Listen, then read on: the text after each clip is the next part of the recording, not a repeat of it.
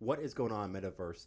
Animositas here with Annie Knows, and a clip from the latest episode of our Gaming on the Block podcast.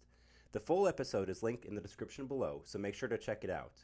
So with no further ado, let's see what Annie and my co-hosts know about Web3 gaming.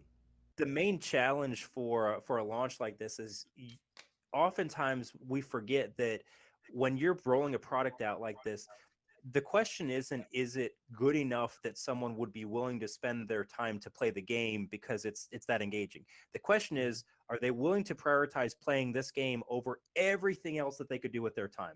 Every other game, but also spending time with their kids, spending extra time on like their, whatever other hobbies they have. Like the question is this so compelling, gameplay that that's what they would rather do than anything else in the universe, because that's the question they have. And so, I think oftentimes game developers forget that that's your competition. It's not actually other games, it's life for everyone that's a potential customer. And so, when we look at how people adopt, new products, it needs to be way better than what they're used to. And so in my mind, because of that, you need to make sure that the game is so compelling. And usually for most games, it has to be virtually feature complete. And like content, additional content can come out later if the game is such that like you're going to be rolling out new batches of content or expansions or whatever.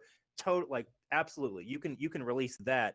But from a gameplay loop standpoint, the mechanics have to be fully baked in, because it's also really difficult to get someone back to a game if they played it early and it wasn't really fully polished. You don't get a second chance to get their attention. And I think we've all seen that. I've had plenty of games where I picked up and played, and after an hour or two, I'm like, you know what? It's not doing it for me. And you never come back. And someone may tell you 5 years later, oh, it's so different. And there have been a few games where I've come back and I'm like, okay, I'll give it a shot now. And I really enjoyed it. But I'm like, if you had just waited another 3 months or 6 months and had all of this there at launch, you'd have kept me from the beginning, as opposed to, you lost me for years, and now, the life cycle of the game's already on the back end. So, this is one of those famous quotes that, a delayed game will eventually be good, but a game that's rushed, is going to be forever bad. And so you have to make sure that you've got, enough content in that it's meaningful.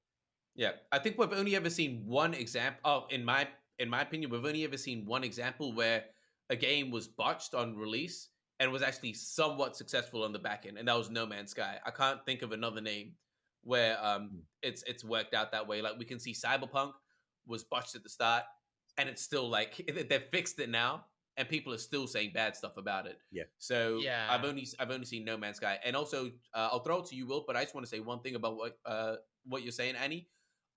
Again, 100% agree. It's like the way that we were talking about it is, imagine it's an unfinished product, essentially. You don't want to be giving people experiencing an unfinished product. Imagine if you buy a laptop or you're using a laptop, but guess what? There's no monitor, there's no screen.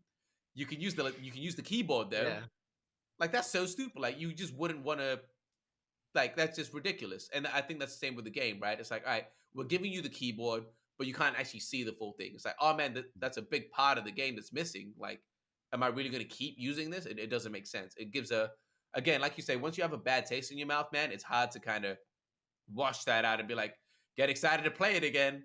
It's very hard to do that. So they've only got one chance. And like you say, I'd rather them take their time. But yeah, Will, what do you think? Yeah, fair.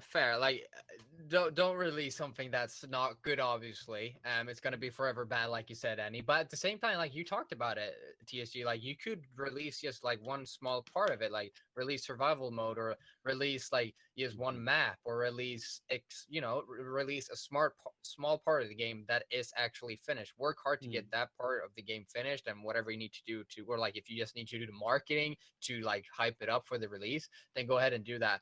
And we saw, I think it was, I might get this wrong, but I think it was Guild of Guardians who did a demo release in the past few weeks here. Yeah. And from what I've seen, that's just all been positive and people loved it. And I didn't play myself, but I suppose it was like you could play a 5-10 minute part of the game and then you could like reloop, you could play it again. And it seemed to be really successful. So like if you get a good part of the game done and like ready, I think it can be done right. I think it can also be done wrong, like you guys are saying. Yeah. But I believe we did see some success from Guild of Guardians doing that well. I'm glad you enjoyed that clip, so give me a like or subscribe, and make sure you check out the entirety of the episode on I Will Crypto's channel. The link is in the description below.